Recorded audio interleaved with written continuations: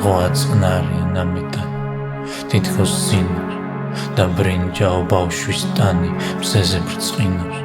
მებადური მოსდევს ბადეს, შერჟოლავს წყალი, ახტაცებას ბავშვი ბადებს თევს თფართხალი. გაქანება და დაცემა ისმის მისი ახტაცება და კისკისი.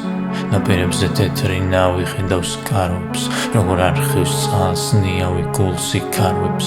იღრუბლება ზეფირები ნისლი მთებზე, მგონი ავდარს ეპირება ძუხს მეთევზე.